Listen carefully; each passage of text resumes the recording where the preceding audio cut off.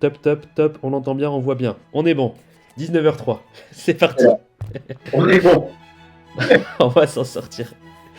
Ah là là là là, j'ai beau avoir une petite expérience de live, c'est toujours exactement les mêmes problèmes. En tout cas, les gens nous félicitent dans le chat. Donc on parlait de la posture en tant que soignant, le fait de présumer les projets, etc. Je voulais un peu rebondir là-dessus parce que j'ai un collègue, un collègue médecin qui m'avait fait la... Ah, je perds beaucoup mes mots aujourd'hui, j'ai eu une journée de dingue. La question du risque, c'était la question du risque. Où on disait, bah attends, parce que là c'est trop risqué si on propose ça à la personne maintenant, ou si on laisse aller dans tel truc maintenant, etc. On peut pas le laisser sortir maintenant, c'est trop risqué. Et lui me disait le truc très intéressant de est-ce que tu as déjà réussi une seule fois une chose sans prendre de risque? Voilà, on philosophe un petit peu. Je te laisse rebondir là-dessus, je sais pas si ça Alors, t'évoque quelque chose. ouais, alors c'est la question qui revient tout Ouais. le temps, y compris surtout pour les détracteurs de la réhab. Oui, mais vous leur faire prendre des risques. Alors, moi, je pense qu'il y a deux manières de répondre à ça. Alors, bon, il y a le côté, on pourrait se ramener à la côté humaniste, hein, purement. Bah écoutez, quand même, les gens, ils ont des droits, ils ont le droit de choisir de prendre des risques aussi. On n'est pas garant de tout. Bon, on pourrait. Généralement, pour ce genre de gens qui nous apportent, on comprend des risques, l'argument humaniste ne marche pas, clairement. Voilà. Du coup, euh, moi je trouve que dans ce cas-là, il faut aller dans le pragmatisme de la réhab. Parce que souvent, pour la réhab, on passe sur des côtés des gens un peu à part, voilà, un peu rêveurs, on croit en tout, etc. Mais moi, je leur réponds de manière très pragmatique à ceux qui pensent qu'ils prennent des risques. Moi, je ne connais pas de meilleure méthode que de proposer du soin à quelqu'un que la réhab et la porte d'entrée des projets. Je ne connais pas d'autre chose. Pourquoi? Parce que déjà, la phrase toute faite, ouais, mais si on dit oui, c'est lui faire prendre un risque. D'une, ça fait penser que la personne va nous écouter si on lui dit non.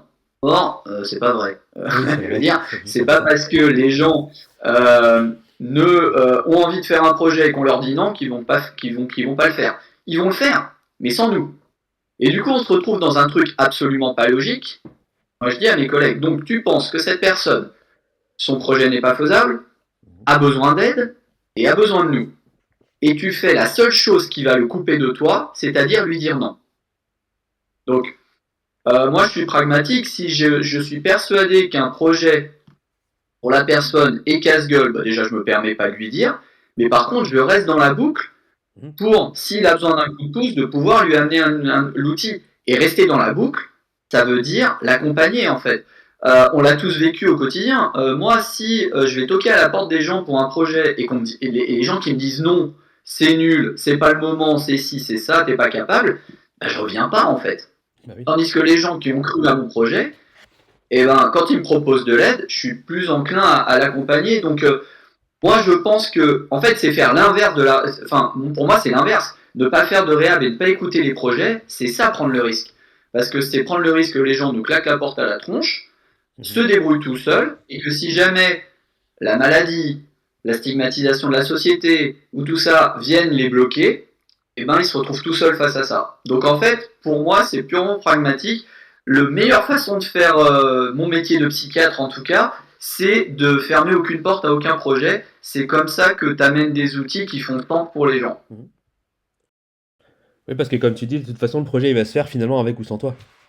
Mais voilà. Mais c'est marrant parce que toi on parlait de posture, on a cette idée aussi que Mhm. parce qu'on va dire aux gens n'y allez pas, ils vont pas y Oui, aller. c'est vrai. Ce qui est quand même très, enfin, ce qui est quand même bête comme pensée, ou en tout cas qui fait qu'on est très sûr de nous en fait. Donc moi, quelqu'un qui me dit je vais être astronaute, je préfère qu'il le fasse avec moi plutôt qu'il le fasse tout seul en fait. Parce que notamment si je pense que ça va être compliqué pour lui, parce qu'astronaute c'est pas simple. Mais on a toujours cette idée que le soin avant les projets, la temporalité des soignants avant celle de la personne, donc eh ben, il y a toujours ce truc qui va pas, mais encore une fois, pour moi, c'est pas logique. Et puis après, il n'y a pas que ça. Hein. Si les gens veulent des chiffres, on en a un. Moi, je suis par exemple le taux de réhospitalisation des gens depuis 6 ans qui viennent au centre de réhab. Il est bien en dessous du taux qu'on attendrait pour la tranche d'âge, pour la maladie, etc. La vie, ça protège de la rechute, mais parce que les gens acceptent l'aide, mais parce qu'elle a du sens et parce qu'elle est au service de choses qu'ils ont choisies eux et pas nous. Et ça change tout. Donc à mon avis, on prend zéro risque. Personnellement, j'ai pas l'impression de prendre de risque à aucun moment de la journée. Oui, puis finalement, est-ce qu'il n'y a pas aussi une question, alors je lance des grandes questions, mais non, la peur de, enfin, on a du mal à normaliser l'échec aussi. Dans le Et truc, oui, si c'est pas sûr que le truc va réussir, et pour être sûr que ça va réussir, il faut faire un truc tout facile, tout sécurisé, on met dans un coin, on touche pas, et là ça marche. Euh, et ben il faut faire, parce qu'on a peur justement qu'il y ait cet échec et que ça vienne mettre tout à mal, que ça crée des rechutes, que ça cause des compensations, on met tous les mots qu'on veut derrière, que ça soit des stress, etc. Parce que finalement, on a tendance à voir comme négatif quelque chose qui aurait été pas mené à terme. Alors que finalement, ça fait partie aussi des expériences. Comme nous, on peut toutes et tous avoir, je disais, raté un entretien d'embauche, rater des examens à la fac, redoubler une année, avoir perdu des potes, avoir rompu une relation, avoir, enfin, des expériences, on en a tous vécu. Et pourquoi est-ce que les personnes concernées n'auraient pas le droit, sous prétexte que nous, on dirait, bah non, parce que là, c'est pas le moment, ou parce que truc, enfin... ah, surtout tout est une question de point de vue. Hein. Moi, je considère que alors, je suis pas concerné par la maladie psychique, je le vis pas au quotidien, mais moi, au quotidien, pour en parler avec des personnes, et d'un point de vue de soignant, moi, je considère que le simple juste de pas être hospitalisé, mais d'être chez soi à rien faire et sans qu'on nous laisse rien faire, je considère que c'est un échec, pour le coup. Euh, donc, euh, et dans l'autre sens aussi, comme tu dis, ça veut dire quoi l'échec? Moi, je vois l'échec comme un nouvel environnement et une nouvelle situation. Mhm. En fait, dans tous les cas, c'est positif. Ça réussit, c'est cool. Ça rate, bah, ça veut dire, qu'est-ce qu'on fait? Nouveau projet, on retente d'une autre manière, on retente pareil. Voilà, encore une fois, moi si mes parents m'avaient arrêté à chaque fois que j'ai raté un truc, et je leur remercie, je serais pas psychiatre, hein, parce que comme je disais, j'ai rien fait du premier coup, j'ai eu le bac au rattrapage, j'ai eu la première année de médecine très difficilement, enfin pour rater tout ce que j'ai passé, je l'ai raté au moins une fois, donc, euh, mais encore une fois, il y a cette idée que, et d'ailleurs c'est assez intéressant parce que pour les traits pragmatiques des symptômes, de la maladie psychique et tout, il n'y a aucun diagnostic où on retrouve dans les symptômes sensibles à l'échec. Et pourtant on l'entend tout le temps. Mais alors que c'est juste des peurs de soignants. C'est vraiment ça. Hein. Ah oui, complètement. Et le souci aussi, pour rebondir sur ce que tu dis, parce que c'est vrai que des fois, ça peut faire... enfin, je pense que tu as dû avoir ce retour-là, ça peut faire un peu... on dit que les soignants font mal leur travail. On vient nous dire qu'on fait mal notre travail parce que, etc. Mais finalement, c'est pas tant ça, parce que derrière c'est de la bienveillance qui est, c'est parce qu'on veut le bien de la personne, etc. Et parce qu'on a été formé pour faire comme ça. J'imagine plus encore, peut-être, il y a quelques années. Donc c'est aussi ça, c'est finalement, est-ce qu'on nous a pas complètement matrixé, calibré pour que... non, non, le patient il va dans un coin et puis il fait que si tu es sûr qu'il peut et à condition que X ou Y, quoi. C'est aussi une question de Et formation. complètement. Et c'est probablement pour ça qu'on a du mal à changer les pratiques. Moi, je le dis souvent, quand tu débats avec un mec qui est con, qui a vraiment pas les mêmes valeurs que toi, c'est facile en fait. Parce que c'est frontal, parce que on n'est pas d'accord et c'est Mhm. facile. Quand il y a des gens, ça fait 20 ans, qui font faire les mêmes choses aux personnes, le même atelier, dans le même hôpital de jour, euh, c'est pas des moyens. Eux sont persuadés, au fin fond de leur empathie, qu'ils font le mieux pour la personne en fait. Et je doute pas Mhm. de ça en fait. Je doute pas qu'ils pensent faire le mieux. Sauf que c'est pas le cas. Mais, et c'est compliqué parce que c'est compliqué d'aller faire changer quelqu'un qui profondément se sent empathique et limite euh, centré et d'avoir une mission divine de protéger la personne de la terre entière, de ses Mhm. projets, de tout. De, Mais c'est pas des mauvais soignants, c'est pas des mauvaises personnes. C'est souvent des personnes très humanistes, hein, les gens à qui on se confronte.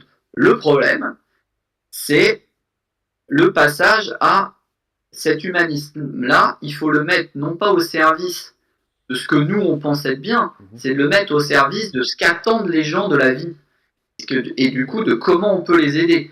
Et c'est ça qui change tout. Mais c'est ça qui est compliqué parce que les gens, quand on amène ce changement-là, se sentent attaqués dans leur pratique, lisent la situation. Il y a deux cognitions, hein, en fait. C'est vous dites qu'on travaillait mal et donc vous nous aimez pas. Voilà, ça en fait même un truc personnel. Donc, et c'est toujours pareil. Mais encore une fois, moi je peux l'entendre aussi parce que parfois moi, je me mets à la place. Si dans 10 ans on va me dire écoute, en fait la réhab, on n'y était pas du tout, c'est has-been. Et du coup, il va falloir que je digère, etc. Donc, c'est un des leviers, moi, compliqués. C'est qu'effectivement, comment on transforme cet humanisme qui a voulu protéger en mettant sous cloche, et qu'on retrouve chez les proches aussi, parfois. Et on ne va pas dire que les parents ou les frères et sœurs veulent le mal de leurs proches, en fait. C'est pas vrai. Ils en veulent pas de mal pour la plupart. Mais par contre, c'est malgré ça, ils ont voulu parfois le mettre sous cloche parce qu'ils pensent que c'est comme ça que ça ira bien, mais que ça ira bien pour la maladie et pas pour tout le reste. Et c'est cette dimension qui est dure à boucler. C'est un point qu'on aborde souvent avec mon équipe donc, du centre de réhabilitation donc, Cure Lorraine, du coup, sur l'hôpital de Nancy. On donne des formations sur psychose et rétablissement, pareil, en ouvrant la porte de la réhab. C'est quoi le rétablissement, les différentes sphères qui sont concernées, les projets de vie de la personne, etc. Et il y a ce petit truc sur le deuxième jour qui commence à dire, ok, alors on est dans une position on dit paternaliste, et on doit passer à la décision partagée. La personne, c'est plus la personne qui a pas d'informations, qui sait pas, et le soignant qui sait, c'est plus, ok, en tant que soignant, soignante, en tant que personne qui accompagne, j'ai un savoir théorique, j'ai une expérience, j'ai acquis des connaissances, j'ai fait la fac, l'école, j'ai mes qualifications. Mais la personne en face, elle a aussi son savoir à elle, le savoir expérientiel, ce qu'elle a vécu de la maladie, puis parfois le soignant peut le partager aussi. Et du coup, qu'est-ce que je fais de ça pour aller dans la bonne direction avec la personne? Je suis pas dans le paternalisme de, comme tu dis, là c'est vraiment le propos de la bienveillance, je veux le bien de la personne, en tant que par exemple en tant que médecin, c'est surtout ne pas nuire à la personne, je veux son bien, je veux le protéger. Comment est-ce que je passe de ça à ouais mais la personne elle a peut-être pas envie de ça derrière.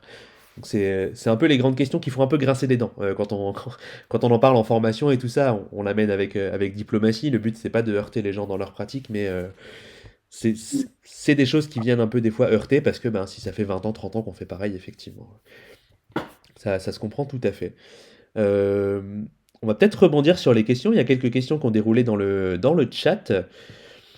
Alors, donc déjà en premier, alors c'est une remarque un peu pour rebondir sur ce qu'on disait. C'est finalement, il ne faut pas projeter ses propres peurs de soignants sur bah, les usagers qui viennent en soins de réhabilitation, mais les accompagner dans leur projet avec les difficultés à les atteindre ou aider à redéfinir le projet. Effectivement, ça résume assez bien les points qu'on a soulignés ensemble. Et c'est vrai que pour rebondir là-dessus, on est aussi dans une société et des institutions qui nous ont envie qu'on soit surprotecteur, etc. Donc effectivement, moi je peux entendre que déjà il faut faire face à ses peurs personnelles et changer ses pratiques, mais en plus il faut le faire dans des institutions qui sont parfois l'antithèse de ça, ce qui complique la vie pour les gens et ce qui du coup rend les choses difficiles si tu es tout seul au milieu d'une unité à penser comme ça. Parce que cette posture-là, elle est dure à tenir. Hein. Clairement, il faut pas croire hein, dans les institutions. Donc ouais, c'est pas évident. Clairement, clairement. Alors je regarde qu'est-ce qu'on avait d'autre. Alors il y a une remarque super intéressante de Tourte Miel, enchanté, qui nous dit, je pense je pense que la personne a raison, je pense qu'on attend tous de nos disciplines respectives qu'on vienne nous voir dans 15 ans, en nous disant qu'on faisait de la merde. Si on n'évolue pas dans nos pratiques, c'est là que ça craint sévère. Je suis assez d'accord. Alors, je suis complètement d'accord et pour illustrer ça un peu, moi avec l'équipe, on a créé le centre de réhab, ça fera bientôt 7 ans. Je pense qu'on a facilement changé d'organisation une douzaine de fois. Et que tout le temps, on remet. C'est compliqué hein, pour l'équipe, parce que ça vient d'eux, ça vient de moi, ça vient des autres, mais on passe notre vie à remettre en cause ce qu'on est en train de faire. Tout le temps, tout le temps, tout le temps, tout le temps, tout le temps. Et on est toujours en train de réfléchir à est-ce qu'on n'est pas en train de d'accommoder, de faire ci, de faire ça, et comment. Mais l'avantage, mais du coup, ce qui nous a permis ça, c'est que bah, d'éviter de se gourer, c'est de partir de la demande des personnes. Ça trompe jamais. Du coup, tu peux rarement te tromper si tu veux être au service des gens. Et de deux, alors après, nous, et ça c'est purement organisationnel, on a décidé de faire attention sur le fait que, voilà, que notre centre est accessible sans condition et sans délai. Ça a été deux fils rouges qu'on a toujours voulu garder, c'est inscrit dans le marbre. Et du coup, on a toujours changé nos organisations pour faire en sorte que ça ne bouge jamais. C'est, Mais c'est- c'est- bien sûr, de toute façon, les gens évoluent et les demandes évoluent. Donc ça Mhm. serait très bizarre de proposer toujours les mêmes choses quand on est au service des gens, alors que les demandes évoluent. Oui, finalement, c'est toi qui disais, c'est une adaptation logique à ce que souhaitent les usagers. Je t'avais cité dans mon livre, et c'est pour ça que j'ai en tête cette phrase que toi t'avais citée. J'avais vu aussi, pour rebondir sur, je pense que c'était peut-être par rapport à la question de tout ce qui est décision partagée, la personne au centre, etc. Peut-être, je ne sais pas. Il y a quelqu'un qui est psychologue du travail, je crois, qui fait référence aux travaux de Kevin Mark Valéry sur les piliers de l'alliance thérapeutique. Et effectivement, l'alliance thérapeutique, ça reste la base, et j'ai du mal à voir comment est-ce qu'on peut vraiment aller taper là-dedans et créer quelque chose, si on dit à la personne, bah non, ça c'est mort, non, pas ça, non, ça c'est pas pour tout de suite, non, etc. Je trouve important de souligner ce Bah, commentaire. Oui, on peut, si on considère que l'alliance thérapeutique, elle est qu'au service, que la personne nous écoute et qu'on doit la oui, tout à convaincre fait. de venir à son suivi, de prendre son traitement, etc. Et c'est sûr, hein, pour ceux qui connaissent pas Kevin Mark et Antoinette Proutot aussi qui travaille avec lui à Bordeaux, c'est vrai ils font de la recherche plutôt clinique hyper intéressante sur notamment bah, les freins qu'on peut retrouver chez les soignants, etc. Et effectivement, ils identifient très bien que dans les croyances des soignants, ce qui revient beaucoup, c'est que la personne est pas capable de s'occuper d'elle, pas capable de gérer son traitement, pas capable de travailler, pas capable de savoir ce qui est bon pour elle, etc. Et c'est exactement, ils ont réussi à quand même théoriser ce qu'on voit au quotidien, en fait, et c'est hyper intéressant. Alors c'est sûr que voilà, moi je me méfie toujours des termes un peu, mais c'est parce que j'ai une culture psychiatrique de merde, mais je me méfie toujours des mots alliance thérapeutique ou même réhab et tout, Mm. parce que finalement, moi je le vois bien quand on parle de réhab, si vous interrogez les gens, tout le monde en France fait de la réhab. Toute la psychiatrie française fait de la réhab, ce qui n'est pas le cas. Moi, je suis toujours intéressé par savoir ce que ça veut dire, ce qu'on met derrière. Parce qu'il y a des gens qui disent oui, oui, j'ai une bonne alliance, il vient me voir, il prend son traitement. Oui, bah, super, c'est en termes d'alliance. Il fait ce C'est que toujours j'ai dit, il y intéressant a de une voir bonne alliance. la définition qu'on peut donner. Alors ça réagit dans le chat. Bah, pour rester, après j'ai d'autres commentaires intéressants. Mais vous êtes productif ce soir, ça fait plaisir. Ah, Il y a donc la même personne qui parlait aussi des travaux de Kevin Mark Valéry, pardon, sur le dévoilement de soi. C'est une thématique que j'ai toujours trouvée hyper intéressante. Moi, alors maintenant, j'ai plus de personnes en consultation. Je suis sur des missions de formation, mais j'ai eu pour habitude de parler aussi parfois de mes propres difficultés. Je trouve que ça vient créer des choses intéressantes. Ça humanise, ça vient un peu horizontaliser la relation entre soignants d'un côté et puis soigner de l'autre, et justement venir un peu équilibrer pour montrer que c'est finalement deux humains qui discutent. Moi-même étant concerné par des difficultés psychiques, ça m'a permis des fois d'amener des choses très intéressantes. je trouve qu'en plus le sujet du dévoilement de soi est d'autant plus d'actualité s'il y a des pères aidants qui sont parmi nous, que trop souvent, je trouve personnellement, ça c'est un avis personnel, qu'on caricature les médiateurs de santé père ou père aidant dans le fait que eux sont là pour se dévoiler et dévoiler leur histoire et leur expérience, etc. Or, et c'est marrant parce que du coup, ça veut dire que eux doivent le faire et que les autres soignants, d'autres spécialités, on doit pas le faire en fait.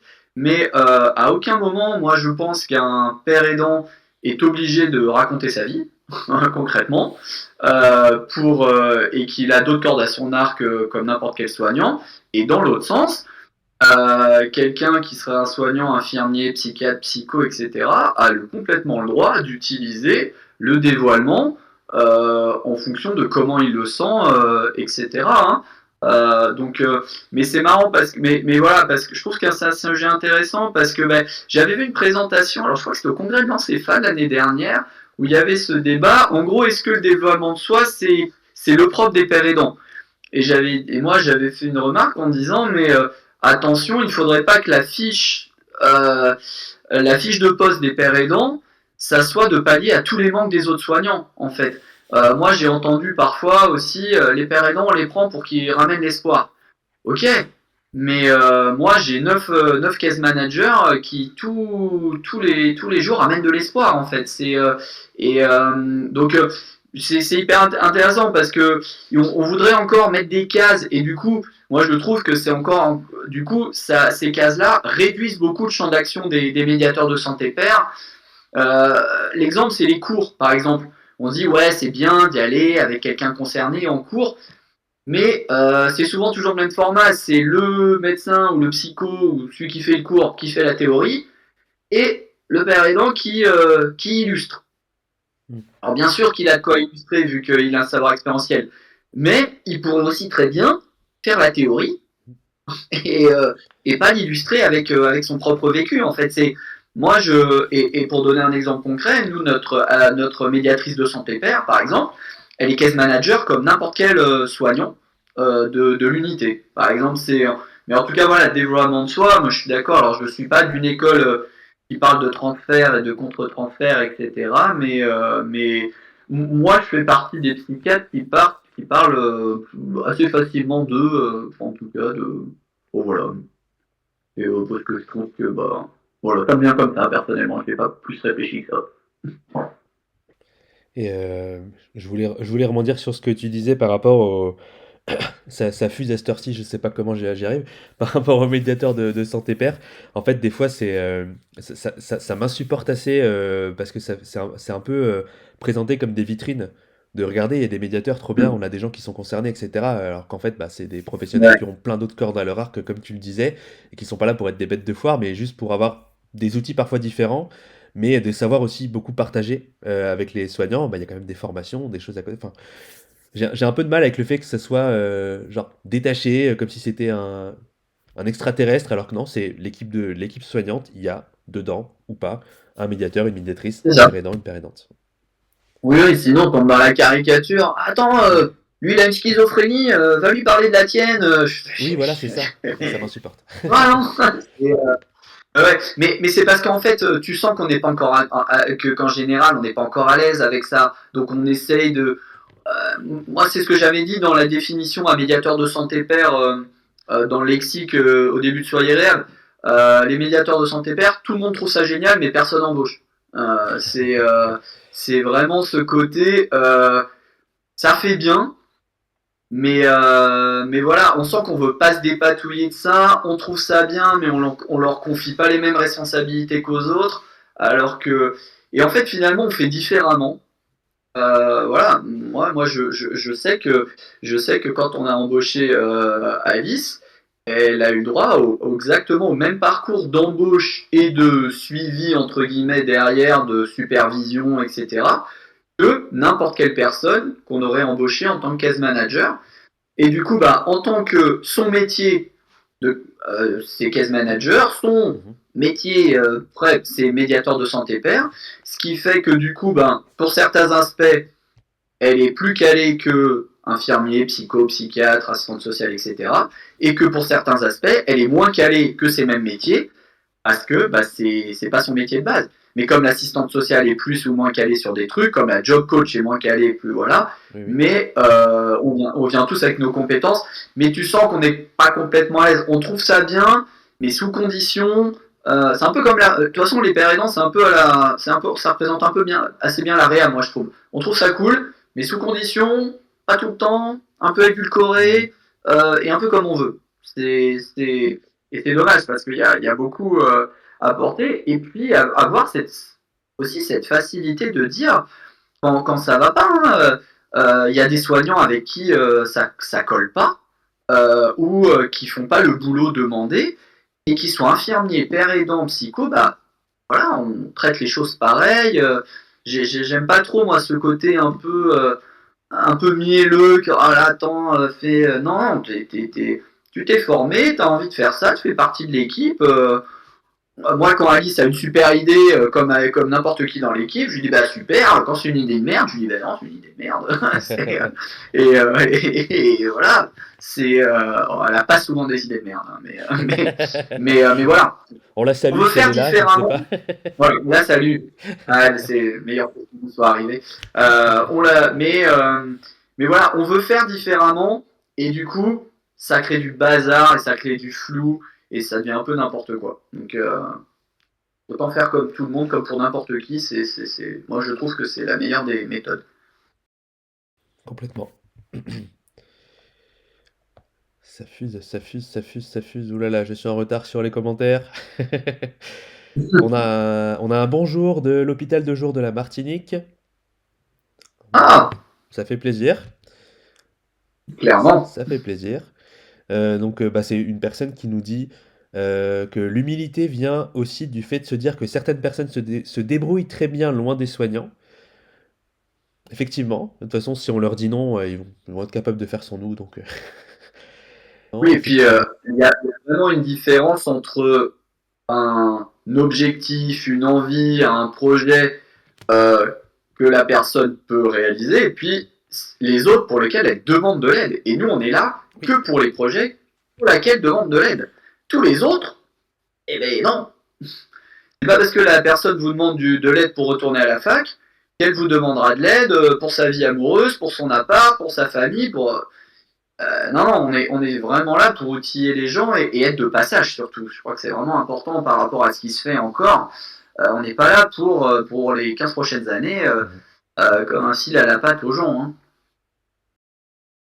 Je peux pas tout passer. J'essaie de regarder les personnes dont j'ai pas encore pu prendre de commentaires. Alors, on a Gabiche34 qui nous dit dans le cadre des projets de la personne, j'ai bien compris que vous proposez à la personne de définir son projet absolument comme elle le souhaite, par exemple devenir astronaute. Je pense que c'est très bien, d'autant que finalement, même dans un projet comme ça, on acquiert des compétences qui seront exportables dans d'autres choses. Mais peut-on tout de même, de manière bienveillante, aider la personne à un certain niveau de réalisme par rapport à son projet? Je pense que tu l'as eu pas mal de fois cette question. La question du réalisme. Ouais, alors, moi j'y crois pas au réalisme.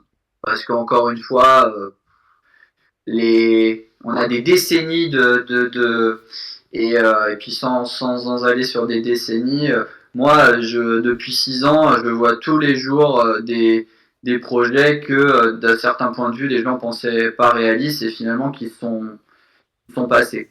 Par contre, euh, j'utiliserai pas le terme réalisme, j'utilise le terme pragmatisme. Je m'explique. La personne veut être astronaute. On peut très bien lui dire, eh, mais tu comptes parce qu'elle a vu Thomas Pesquet la veille. Moi, quand je vois Thomas Pesquet aussi, moi aussi, j'aurais adoré être astronaute, vraiment. Ah, c'est clair, pareil. Euh, clairement. Jouer du saxophone dans l'espace, enfin. Donc, on peut lui dire, écoutez, bah, vous êtes un peu vieux pour faire astronaute, et puis astronaute, c'est compliqué. Est-ce que on peut dire ça? Mais encore une fois, euh, ça va fermer une porte. Par contre, ce qu'on peut dire, c'est ok, vous voulez être astronaute, qu'est-ce qu'il faut faire pour être astronaute? Ah bah je sais pas, bah, on peut regarder si vous voulez. Ok, on regarde les études pour être astronaute. Bon, on commence du début. Vous avez le bac? Ah non.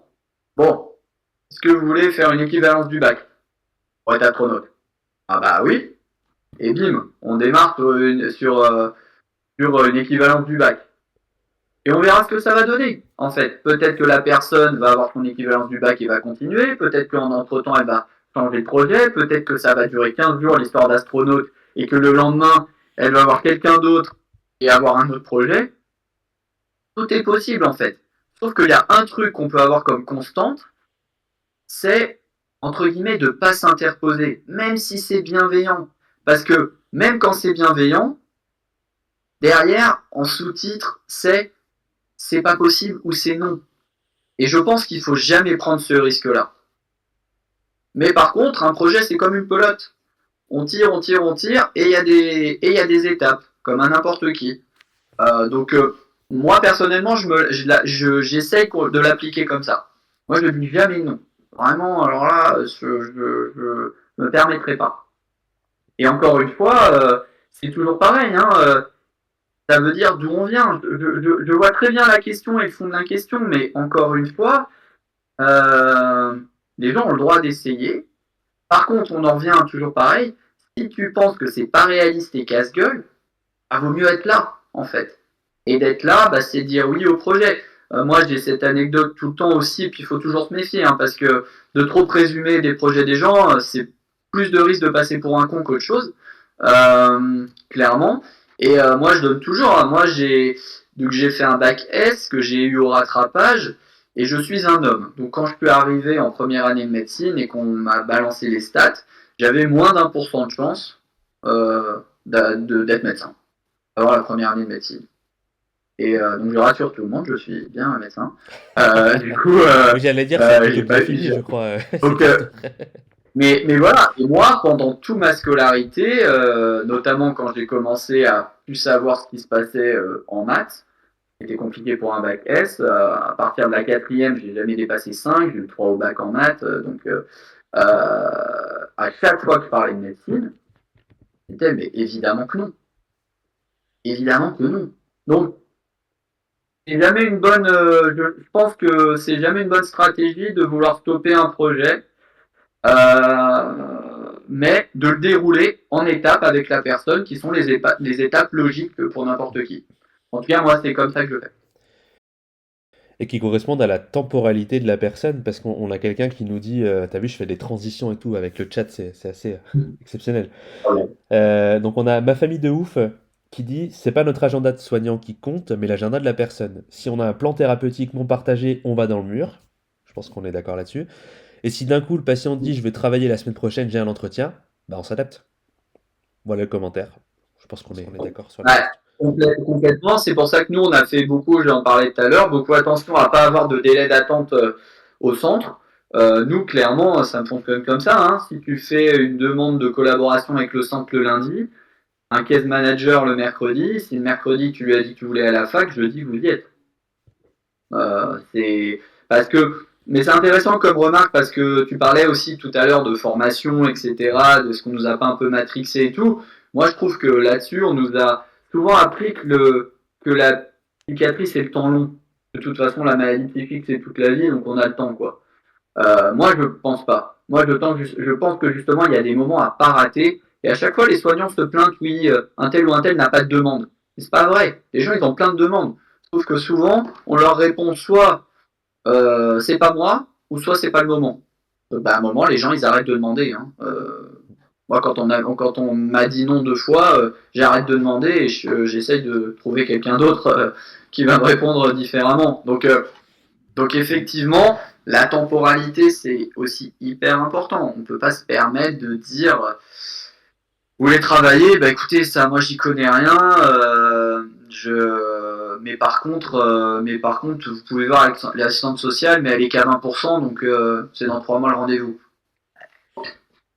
À s'attendre que les gens nous demandent de l'aide après. Hein. Puis des fois, tu as des temporalités aussi qui l'exigent. Par exemple, on prend l'exemple je veux être à l'université, rentrer dans une formation, etc. Si la personne, elle est dans cette mouvance-là, je sais pas, au mois de mai, et que les inscriptions, elles sont au mois de juillet-août, bah, si tu dis le rendez-vous, il est dans 4 mois, bah, t'as sauté une année, quoi. Donc Non, mais c'est ça. c'est ça aussi. On peut pas se permettre, quoi. Ah ouais, ouais. Et puis, tu vois, on parlait tout à l'heure de risques, etc. Mais après, c'est assez logique. Quand les gens Parce que moi, je dis toujours aux case managers, la confiance, ça se gagne. Il faut qu'on fasse nos preuves. Et que quand quelqu'un a vu que tu t'es battu avec lui pour son projet, parfois envers et contre tout, envers son psychiatre, envers la famille, parfois envers tout le monde, eh ben, il est plus à même et plus ouvert à écouter tes conseils sur d'autres sujets, parce qu'il sait que c'est cette même personne qui lui donne des conseils, c'est cette même personne qui s'est aussi battue avec lui pour son projet et qui l'a remis au centre. Donc, la confiance, ça se gagne aussi. Moi, on me fait marrer à chaque fois de parler d'insight, de confiance des troubles, etc. Avant toute chose, il faut que la confiance, ça se gagne pour accepter de se faire aider par une personne. Il y a une phrase qu'on dit souvent dans les moments d'échange, de formation, etc. C'est, pour rebondir sur ce que tu dis, c'est les conseils, on va les écouter, on va en tenir compte seulement si on les a demandés et seulement s'ils sont donnés par une personne qu'on considère comme un ou une alliée. Donc effectivement, si toi tu viens, tu as toujours dit non au projet, et là tu dis non, et là tu viens apporter quelque chose, ben t'es qui par rapport à la personne finalement pour dire quelque chose, alors que comme tu dis, si tu l'as accompagné, que tu as montré que tu étais de son côté, que tu as fait tout ton possible, ben peut-être que les conseils qui vont venir de toi, ben, ils auront une pertinence qui sera pas du tout la même. Moi, c'est la remarque qu'on m'a fait quand on a créé le centre il y a 7 ans, qui était un hôpital de jour classique. Mhm. Notamment, il y avait des gens en programme de soins, donc de SDT, de SDRE, et ces gens-là avaient dans leur programme de soins 3 fois par jour à l'hôpital de jour, etc. Et donc, ça, c'est quelque chose qu'on a supprimé. Et la première remarque qu'on a dit, mais attends, si tu n'obliges pas les gens à venir, ils vont pas venir. Mais les gens, ils viennent pas. S'ils viennent pas, c'est quand on propose de la merde. S'ils voient qu'on est utile, si on leur est vraiment utile, ils viendront, ils sont pas bêtes, hein. Euh, Ils font comme n'importe qui. Si c'est utile, ils viennent. Si c'est pas utile, ils viennent pas. Et il s'est avéré que nous, du coup, on a, je sais pas, sur 7 ans, on a à peu près 6-7% de refus, pas plus, quand on propose une collaboration. Donc, les gens sont pas bêtes, hein, quand ça les aide, ils viennent. Bah oui, c'est plutôt logique. Je reprends notre retard sur le chat.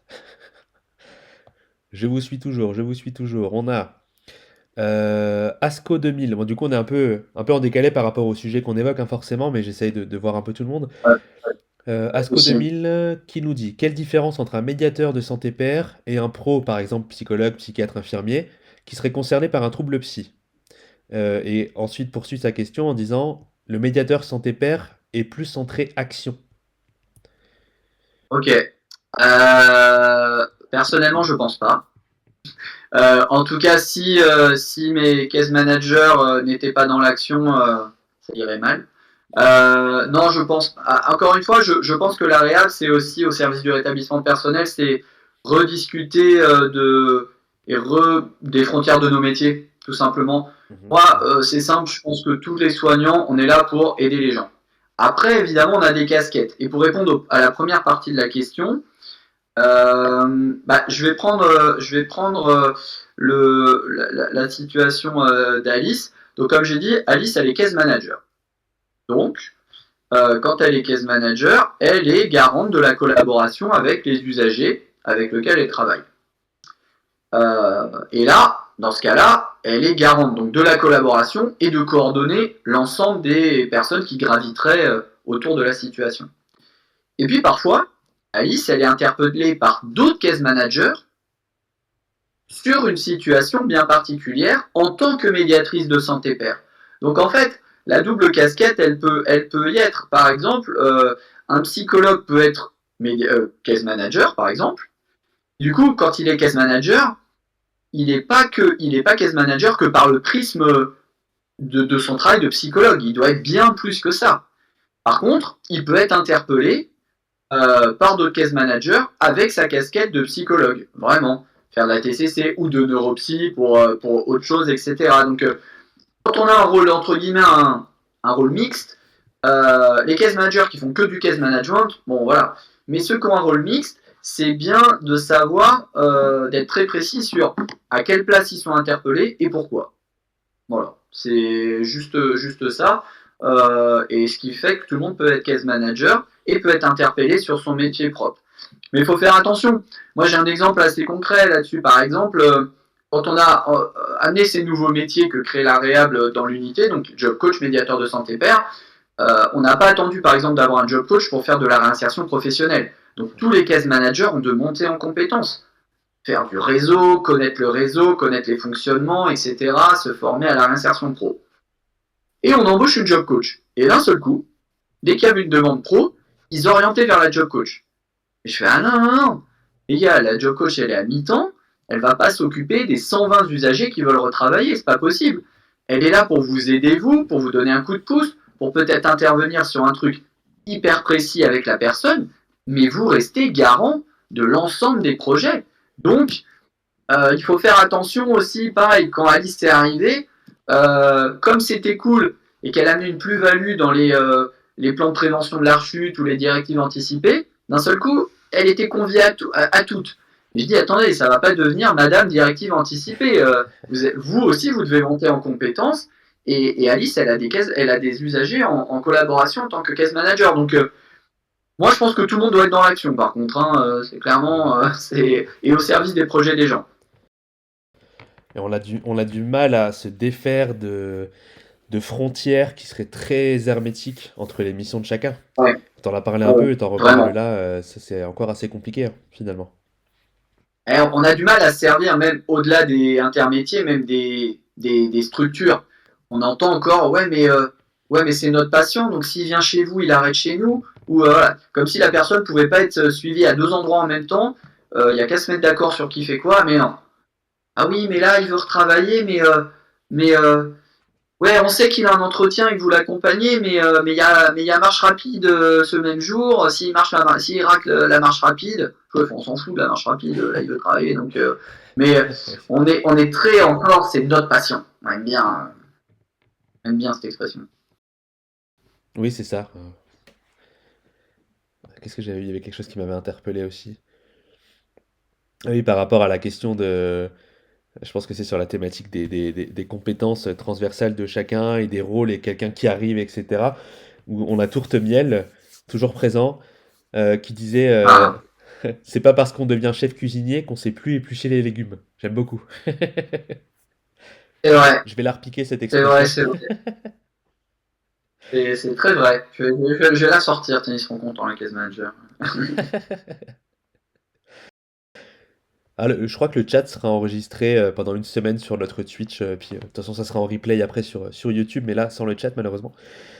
Euh, et on a bah, la même personne qui disait aussi chez les pros qui sont mal sensibilisés à la question de la santé mentale, il y a aussi un fort amalgame des fois entre des projets qui seraient peu réalistes et des choses qui relèveraient du délire au sens strict, entre parenthèses, et ça fait chier.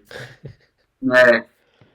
Oui, mais encore une fois, c'est toujours très facile. Alors, est-ce qu'il y a des projets qui peuvent être délirants au sens, alors, pas délirant au sens pas réalisable, hein, au sens délire du terme. Mécanisme, oui, oui. C'est-à-dire, je sais pas, moi, je suis l'élu de Dieu sur terre avec, je dois monter une armée pour, bon. Mais après, je pense qu'il faut se méfier. C'est quand même une facilité qu'on a de tout interpréter par la maladie. Oui.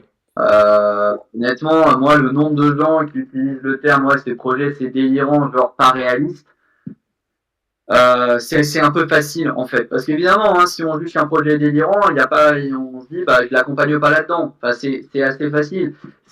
Pour moi, c'est la même cognition que quand on dit, oui,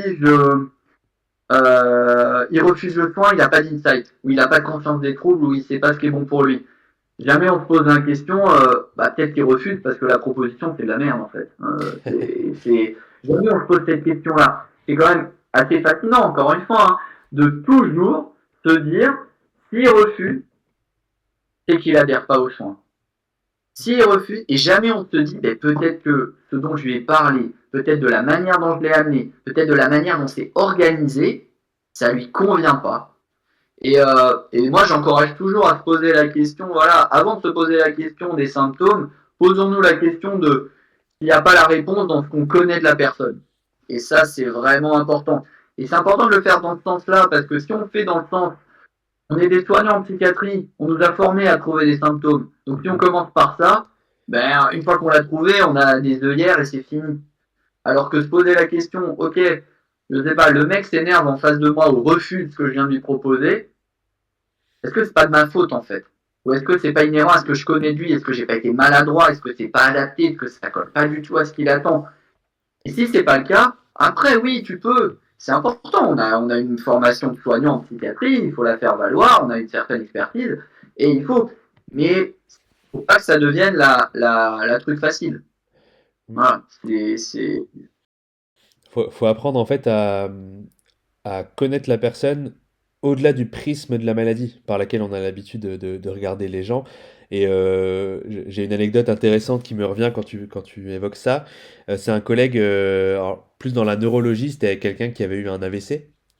Et du coup, il y avait ce truc de, ah bah, elle a une personnalité un peu irritable, un peu, enfin, voilà, il y a telle zone du cerveau qui a dû être touchée, etc. Et en fait, quand on fouille dans les antécédents de la personne, on fait, bah non, elle a toujours été comme ça.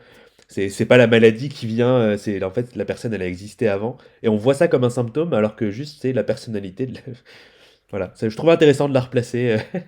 Ouais, mais c'est exactement ça. T'as trop l'exemple, il est excellent. C'est vraiment comment, d'un seul coup, on t'amène une info et elle doit rentrer dans ton puzzle maladie, en fait. C'est Et ça. alors moi, je le dis beaucoup moins bien que toi, mais je dis voilà, mais il y a des gens aussi. Oui, là, il n'a pas été aimable, il est tendu. Peut-être qu'il y a une tension interne, machin. Oui, puis il y a des gens aussi. Ils étaient cons avant d'être malades, ils sont cons pendant. Hein. Oui, non, Je dis mais souvent, il y j'aime a bien la des formule. il y a des gens que j'avais en suivi. Honnêtement, on ne serait pas dans cette relation-là de soins. C'est des gens avec qui bah, je partage les mêmes valeurs, les mêmes passions pour aller prendre un verre. D'autres, pas du tout. Moi, j'ai pas de problème à dire qu'il y a des gens que je suis qui sont pas sympas. Ça n'a rien à voir avec la maladie. Mais c'est des gens pas sympas. Mm. Euh, et c'est comme ça, en fait. Mais Oui, c'est ça. effectivement, après, c'est vicieux, hein, ça, parce que on se rend compte, moi, c'est un truc. Alors, chez les soignants, ça m'interpellait, mais je me dis, bah, on nous forme à ça quand même. Et en fait, ce qui m'a fait, moi, beaucoup m'intéresser à ça, et c'est pour ça que dans le livre, j'ai commencé par le chapitre sur l'identité, c'est que même les familles, en fait, en sont là parfois. Et clairement, des parents, on peut pas dire qu'ils connaissent pas leur fils ou leur fille, en fait, qu'ils savent pas Mm. qui c'est, etc., etc. Et pourtant, parfois, même les familles voient de la maladie là où il y en a pas. Par inquiétude de la rechute, parce qu'on les a formés aussi à voir des symptômes, etc. Donc, c'est hyper compliqué de faire la part des choses. Mais déjà, de faire la part des choses, parfois c'est encore plus compliqué. Mais déjà, de se poser la question, moi je me dis, et si c'était pas la maladie? Juste cette phrase-là, ça permet de faire un pas de côté et d'ouvrir ton esprit à d'autres hypothèses que celles pour lesquelles tu as été formé et qui est une autoroute de pensée. Et qui te font bah, donner des mauvaises réponses, du coup, si tu te trompes. Donc, Oui. Oui, parce que tu regardes finalement avec un seul prisme et t'oublies ce qu'il y a autour. Finalement, ça fait partie pardon, des outils qu'on va utiliser des fois dans le travail avec les personnes qu'on accompagne, où on va travailler sur les biais de pensée, etc. Finalement, on est les premiers concernés puisque tout le monde en fait. Mais c'est important de garder à l'esprit que des fois, ouais, se décentrer, faire un pas de côté, prendre du recul sur, attends, est-ce que je suis pas en train de m'enfermer dans un truc? C'est des sujets qui sont ultra intéressants. On a c'est Kirayam, pardon. c'est obligatoire dans nos spécialités. On pose des diagnostics cliniques. On n'a pas de prise de sang, on n'a pas d'imagerie encore qui vont. Donc, on peut pas, on est obligé de faire attention et de connaître les personnes qu'on voit, sinon on va se gourer quoi.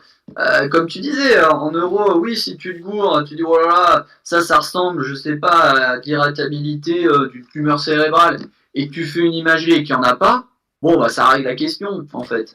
Oui. Nous on n'a pas ça. Donc on fait des diagnostics cliniques, donc faut vraiment faire attention.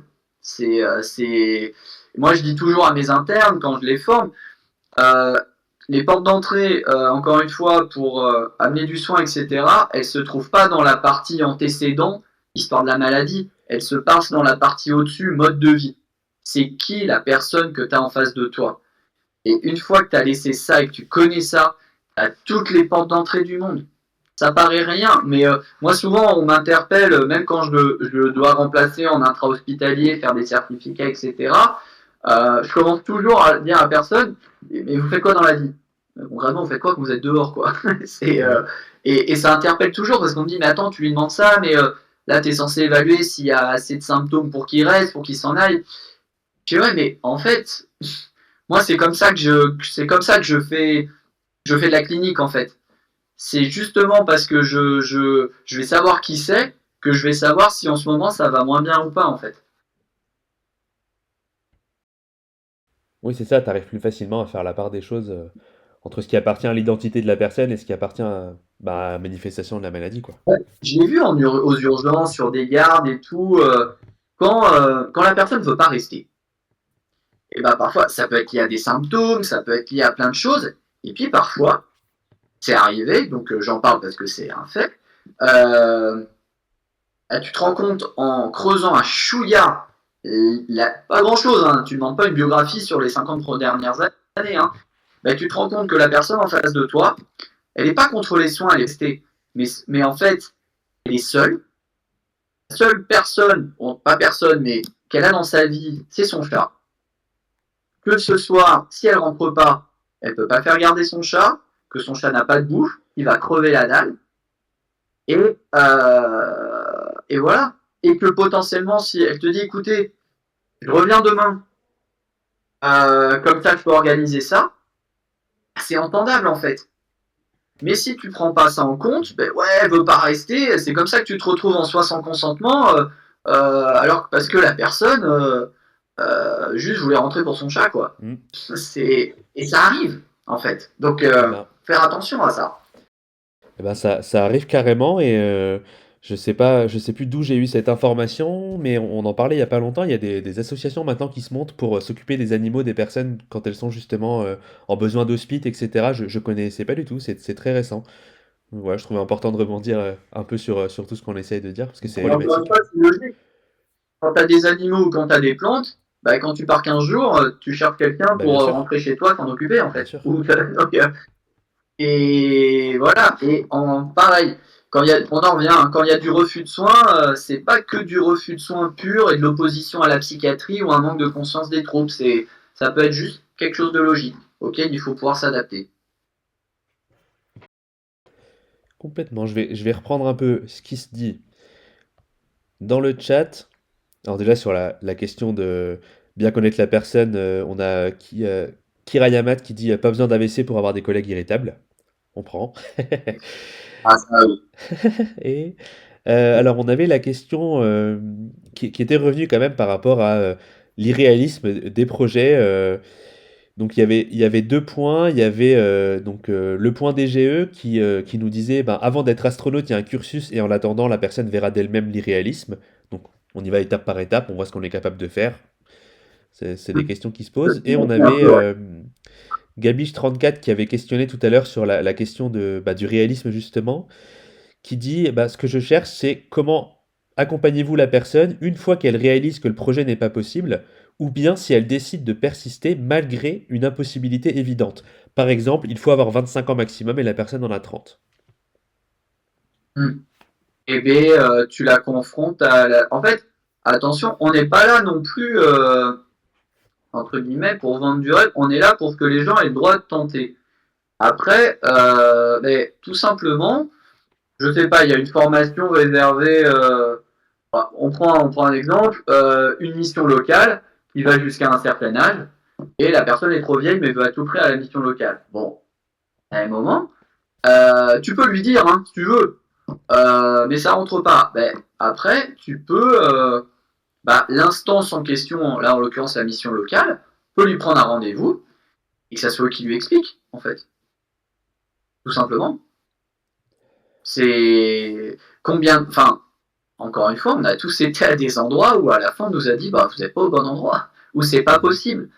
Après, est-ce que la personne, ça va la rendre irritable, déçue, déprimée, anxieuse, tout ce que tu veux. Mais encore une fois, comme tu es dans la boucle, c'est pas un échec ou un truc ou une fin ou un truc qui va nous péter à la gueule. C'est juste une nouvelle situation. Et donc après, tu vois la personne, tu dis, écoutez, là ils vous ont dit, ils vous ont dit que l'âge était plus machin. Est-ce que vous voulez qu'on trouve quelque chose qui fait l'équivalent pour les gens de votre âge? Bah oui, pourquoi pas. Non, mais ou alors, et de toute façon, ça donne une lecture. Non, mais je suis sûr qu'ils me mentent, ils m'en veulent. Bon, bah ça se trouve, c'est des idées de persécution.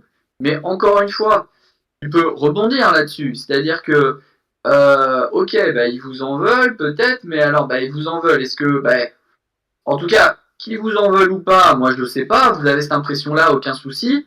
Mais clairement, a priori, votre projet vous tient à cœur et eux, ils vous aideront pas. Donc on peut s'entêter, mais à mon avis, ça va pas le faire. Rappelez-vous qu'après, c'est un petit monde et que les gens se parlent et on va éviter de vous fermer toutes les portes pour votre projet, etc. Par contre, oui, mais quand elle m'a parlé, j'étais pas à l'aise, j'avais l'impression qu'elle me jugeait. Ah bon, mais et ça vous arrive, oui, quand je suis en entretien comme ça duel, j'ai l'impression qu'on me juge. Ah, mais ça doit pas être agréable quand vous passez un entretien du coup. Est-ce que vous voulez qu'on essaye de voir comment se sentir moins jugé quand on est en entretien? Et hop, tu peux amener un certain Mm. outil, que ce soit de la TCC, des idées délirantes ou quoi que ce soit. Donc, encore une fois, moi, je vois jamais de porte fermée, je vois que des situations qui sont un nouvel environnement. Moi, je parle souvent de créer un environnement propice à la demande d'aide. Plus les gens sont confrontés à des obstacles, plus ils te demandent de l'aide. Quand il se passe rien dans ta vie, bah, tu ne demandes pas d'aide en fait, parce qu'il se passe rien. Donc, c'est pas un problème. En tout cas, moi, en 7 ans de fonctionnement comme ça, on n'a jamais eu. Alors, par contre, effectivement, hein, là où je suis d'accord, c'est qu'il y en a, ils passent par cette étape-là. J'essaie de leur faire gagner du temps en leur disant, mais écoutez, nous, on les connaît, on bosse avec, on a déjà eu d'autres gens qui veulent faire comme vous, ils vont vous dire non. Bon, bah, les gens, ils ont besoin quand même d'y aller pour qu'on leur dise non. Mhm. Mais, entre guillemets, encore une fois, un pas de côté, qui n'a pas fait ça? Qui n'a pas une seule fois dans sa vie parlé d'un projet écoutez, papa, maman, tout le monde, on est à table, faut que je vous parle d'un truc, j'ai une idée, et tout le monde vous dit, t'es sûr? Tu ferais pas autre chose? Et on a tous eu besoin d'aller tester quand même. Et on revient, ouais, bon, ok, vous aviez raison, mais j'ai eu besoin de le vivre moi, en fait. Il faut jamais négliger le fait que les gens, ils doivent vivre les choses aussi, et qu'ils ont le droit d'aller les vivre. Il y a Tourtemiel qui nous dit de la clinique au sens noble. Ok, je prends. On prend, on prend. Et cette personne Tourtemiel, toujours présent, qui nous disait aussi juste avant, c'est le commentaire d'avant, je trouvais ça intéressant. D'expérience, je me demande si parfois une annonce malmenée d'une pathopsie présentée comme chronique, incurable et tutti quanti n'est pas aussi synonyme d'un travail de deuil de la personne d'avant la maladie de la part des proches. Parce que tu disais tout à l'heure les parents qui vont du coup tout interpréter sous le prisme de la maladie parce que c'est de toute façon la personne elle est plus comme avant. Alors, je suis complètement d'accord. Je vais le tourner un chouïa autrement en mode réhab. S'il y a bien quelque chose qui freine les gens au quotidien, euh, au-delà de nos organisations, etc., c'est l'espoir, en fait. Moi, je le vois au quotidien. Les symptômes, tu t'en dépatouilles toujours. On a des outils, des trucs qui fonctionnent très bien. On arrive à donner des outils pour la plupart des gens. Par contre, quand les gens y croient plus, ou que leurs proches y croient plus, parce qu'on leur a dit que la personne ne pourrait plus faire ça, que ça serait plus comme avant, etc., réinsuffler de l'espoir, c'est compliqué. Et ça prend plus de temps.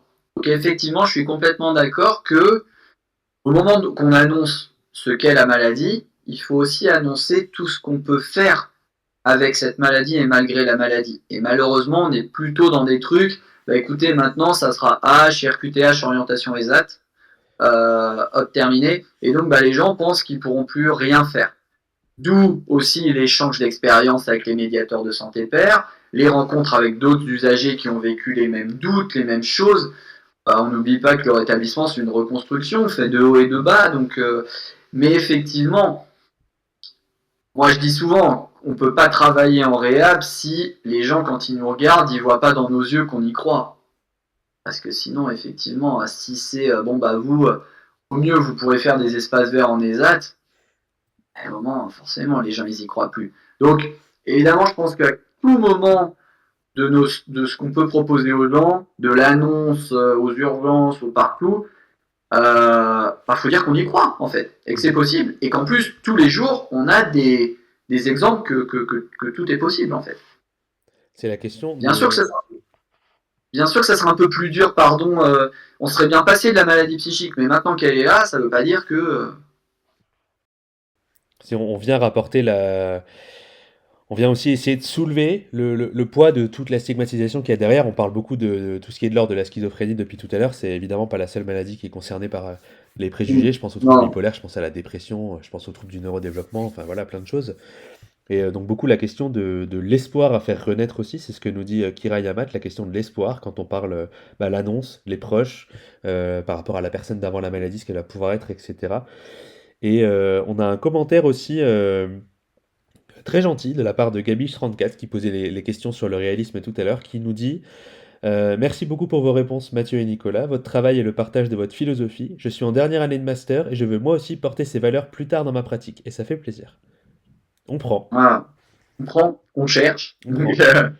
Mais, et, merci beaucoup. Et ce qu'on disait avant au niveau de l'espoir, ça répond aussi à la question qui revient beaucoup, notamment pour les proches. Oui, le rétablissement personnel, c'est pour tout le monde. Encore cette idée que c'est pour une élite de gens qui vont bien, de gens qui sont jeunes, de gens qui ont du fric, qui ont une famille, qui ont... Non. Par contre, tous les projets sont différents. On n'a pas les mêmes projets à 20 ans qu'à 50. Et aussi, pour les soignants qui nous écoutent et qui nous regardent, attention à la facilité. Moi, je le dis souvent, c'est sûr que souvent les gens retiennent, ouais, mais la réelle, c'est pour les projets. On lui a demandé, il n'a pas de projet. Posez-vous la question d'après, pourquoi les gens n'ont pas de projet? Quand ça fait 20 ans qu'on vous demande jamais votre avis sur rien, ou quand ça fait 20 ans que vous venez faire les 3 mêmes activités dans votre hôpital de jour, 3 fois par semaine, depuis 20 ans, quand on vous ouvre la porte et de votre avis et des projets, c'est un peu la peur du vide parfois. Hein. On se dit, wow, donc c'est normal que ça vienne moins bien, moins rapidement qu'un jeune voilà, qui a 20 ans et qui a été hospitalisé une fois. Et encore, méfions-nous, ça va très vite de se chroniciser et de s'auto-stigmatiser, même chez les plus jeunes, moi je le vois tout le temps. Donc, mais oui, le rétablissement personnel, c'est pour tout le monde à tout âge. Et on a effectivement des... Alors, beaucoup de soignants dans les personnes qui nous suivent, mais du coup des étudiants. Donc, je disais Gabiche34, mais on a aussi Tourtemiel, hein, la fameuse, qui nous dit étudiant de master qui veut embrasser cette vision du soin ici aussi. Pareil, ça fait toujours plaisir. Et on a Asco 2000 qui a lu ton livre, Nicolas, et qui t'en remercie car il est super. On C'est prend. gentil. Merci beaucoup. On prend aussi. Alors, je ne sais pas s'il y a encore d'autres personnes qui veulent peut-être poser des questions ou si toi tu veux aborder d'autres points, Nicolas. Là, je suis au bout des commentaires dans le chat. Ouais, vu qu'on a, bah, si, en attendant s'il y en a d'autres questions, comme je disais qu'il y avait pas mal d'étudiants, master, j'imagine, du coup, psycho ou Psycho, je neuropsycho, pense, ouais. etc. Euh, vous aurez un rôle majeur, vraiment, pour inverser la tendance, parce que malheureusement, les outils dont on parle, qui sont très efficaces, mais qui sont parfois donnés de principe et pas sur mesure, etc., et ben vous en êtes porteur. Et par exemple, on en parle souvent avec Mathieu, la question du bilan neuropsy de principe pour tout le monde, prescrit par quelqu'un qui n'a aucune idée de ce qui s'y fait, etc., fait dans un contexte qui n'est pas du tout dans un contexte de projet pour une personne, et donc qui ne peut qu'aboutir qu'à des résultats biaisés et qui n'est en plus pas retranscriptible dans la vraie vie. Euh, ben, quand vous allez arriver dans des unités, vous allez être garant de ça. Alors c'est pas facile hein, à prendre une place, hein, mais vous avez le droit de dire, ben non, moi je vais pas te dire que je vais faire un bilan neuropsy ou pas, ou je vais pas le faire parce qu'on m'a demandé, je vais voir la personne, je vais voir ce qu'elle attend de moi, et moi je vais te dire si l'outil ou les outils que j'ai dans ma palette, est-ce que je dois m'en servir ou pas et que c'est pertinent. Il faut inverser cette tendance-là. Vous aurez un rôle important. Hein. Moi, je vois les psychos et neuropsychos des centres où je travaille ont des rôles majeurs sur l'état d'esprit, sur l'accompagnement et la formation. Par exemple, tous les case managers sont supervisés par les psychos sur leur pratique TCC. C'est hyper important. C'est les neuropsychos qui décident quand est-ce qu'ils veulent faire des bilans et s'ils veulent pas en faire. C'est on a tous un rôle à jouer. Alors évidemment qu'on a des rôles plus ou moins faciles. Moi je dis souvent, moi quand on me dit le centre de Montpellier super et tout, moi j'ai la chance d'être à un poste où en fait c'est moi qui décidais du projet médical. Donc concrètement, si j'ai envie de le changer, je peux le changer. Ça ne sera pas votre cas tout le temps quand vous arriverez dans une unité. Par contre, on est tous responsables de la clinique et de comment on travaille. Et ça, par contre, il faut pouvoir l'assumer. C'est important pour vous, pour les gens, pour vous aussi, hein, vraiment, parce que c'est pas simple de rentrer chez soi quand on a fait un truc qui n'est pas en phase avec nos valeurs. Donc, soit on aide au changement, soit on s'en va aussi, tout simplement.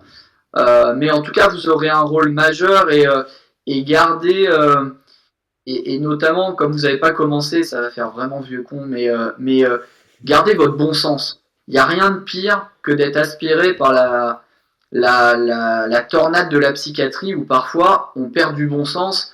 Moi, j'ai pu faire des choses, et probablement que j'en fais encore parce que voilà, je suis à l'hôpital, voilà, j'ai fait des trucs en tant qu'interne où, avec le recul, je me dis, mais comment j'ai pu passer à côté et faire comme ça. N'oubliez pas de garder du bon sens, c'est vraiment, vraiment très important. C'est plus important que tout, plus important que votre formation, plus important que vos outils. C'est votre bon sens et la posture. C'est vraiment majeur. Avec ça, vous aurez fait 90% de ce qui aide les gens. Hein. Et puis après, si vous êtes archi calé sur un outil, c'est très bien. Mais voilà, c'est important. Justement, les gens rebondissent un peu dessus. La question, du coup, bah, arriver à convaincre les collègues aussi de la philosophie, des outils, de tous ces principes-là de la réhab dont on discute depuis tout à l'heure. On a Kira Yamat qui essaie de transposer dans son établissement médico-social les principes de la réhab en focalisant, on n'en a pas trop parlé, c'est vrai, en focalisant sur les ressources et les compétences. On voit souvent bah, qu'est-ce qui va pas au bilan neuropsy, qu'est-ce qui a été mis en évidence à telle échelle, et finalement derrière, bah, ok, mais la personne, bah, c'est quoi ses compétences, ses ressources, ses forces? C'est vrai, Ouais, complètement. complètement. Et on a El Gringo du 06 qui est psychiatre, qui nous dit bah, du coup qu'il a du mal sur son hôpital et quitte à partir. J'imagine que ça, j'interprète la question, est-ce que c'est quitte à partir si jamais bah, on n'arrive pas à faire bouger les lignes? Ça, j'imagine que quand on est face à un truc de c'est pas en phase avec mes valeurs, oui, est-ce que j'ai ma place, etc. C'est des questions qui peuvent se poser. Je sais pas si j'ai bien interprété la question. Je pense à un équilibre à trouver. Après, pour n'importe qui, n'importe déjà, tout seul c'est compliqué, il faut trouver des alliés. Les alliés peuvent être multiples. Hein. Parfois c'est 2 infirmiers de votre unité sur 8, parfois c'est la cadre, parfois c'est le psycho, parfois c'est l'ergo. Il faut essayer de s'appuyer, puis commencer par un bout. Voilà. De toute façon, ces pratiques-là, moi j'ai aucun doute là-dessus, en fait elles vont s'imposer. Pas grâce à nous, hein, mais parce que les gens demanderont que ça. Et que nos structures fermeront si elles changent pas leur pratique, tout simplement. Donc, c'est peut-être pas le meilleur des leviers, mais on sait par exemple que les activités partout des hôpitaux de jour diminuent en fait. Mais parce que ça répond plus à la demande, tout simplement. Donc, nous, ce qu'on peut faire, par contre, c'est accélérer le changement de nos places. Ça, c'est que moi, je le dis souvent, la réhab, c'est aider les gens à l'échelle d'une vie. Donc, le changement ne peut pas se passer sur 30 ans, quoi. Faut que ça soit maintenant, tout de suite. Mais ce qui est, c'est hyper cool avec la réhab aussi. Je crois beaucoup à la recherche dans ma spécialité, hein, que ça soit les traitements, l'imagerie, le microbiote, tout ce qu'on y retrouve. Mais ça, je ne sais pas quand est-ce que ça aura lieu. Tandis que la réhab, c'est pouvoir aider les gens tout de suite, quel que soit d'où ils viennent, quel que soit où est-ce qu'ils en sont de la maladie, quels que soient les traitements, les symptômes, etc. Et ça, c'est génial de travailler comme ça. Mais après, il faut trouver des alliés. Et puis, ben, moi, je pense que c'est une question d'équilibre. Hein, c'est-à-dire que il faut pouvoir rentrer chez soi en étant en phase avec ce qu'on fait. Se faire aider aussi de l'extérieur. Hein, les centres de réhab et les centres de proximité et de support sont aussi là pour ça. Hein. Nous, je sais qu'on est très interpellés dans notre région évidemment d'Occitanie, mais ailleurs dans d'autres villes de France largement pour aller soit former, soit échanger, soit superviser, etc. parce que vous verrez que on connaît un nul n'est prophète en son pays, et que parfois, si vous faites venir quelqu'un pour dire exactement ce que vous disiez, ça marche mieux. C'est très ingrat, mais c'est comme ça. Voilà, mais c'est sûr, c'est pas simple, mais c'est faisable, clairement. Mais évidemment, malheureusement, à l'heure actuelle, essayer de se faire aider par des structures qui existent déjà, etc., parce que malheureusement, on n'a pas encore un canevas assez solide qui permet de s'appuyer sur ce canevas-là. C'est beaucoup d'initiatives individuelles, ça parle de force individuelle à tous les niveaux. Il n'y aurait pas une formation rétablissement et psychose calée si Mathieu s'y était pas mis, en fait. Et ça, voilà, c'est pas une loi qui a imposé qu'il y ait une formation rétablissement et tout, c'est un moment, Mathieu qui a décidé avec d'autres, on va faire un truc propre, un truc bien, un truc qui nous parle, etc. Donc les initiatives personnelles, c'est génial, c'est ce qui fait avancer. Par contre, si c'est trop long et qu'elle s'appuie que sur vous, ça use. Et on a tous une vie à côté, on n'est pas corvéable à merci, et c'est important. Du coup, voilà, c'est important d'être plusieurs et de pouvoir voir autour de vous quels pourraient être les potentiels alliés, déjà. Je pense qu'il faut commencer par ça. Là où les portes s'ouvrent, pour être plusieurs pour aller pousser les portes qui sont plutôt fermées en ce moment. La force du collectif, nous dit-on dans le chat. Ouais, complètement. On a aussi quelqu'un qui nous dit, donc qui nous remercie pour les échanges, qui dit: «Vous décrivez la réalité de ce que je vis sur le terrain dans sa complexité mais motivant. Les MSP, donc les médiateurs de santé pairs, sont des acteurs du changement. Merci à vous, c'est ressourçant.» Ça rime beaucoup, c'est pas mal. Alexandre. J'ai pas compté, mais ça doit être ça. Merci beaucoup. Est-ce que tu souhaites aborder d'autres choses? Là, pareil, on est arrivé au bout du chat, pardon. Peut-être un point qui revient surtout, c'est quand on connaît pas trop comment on forme.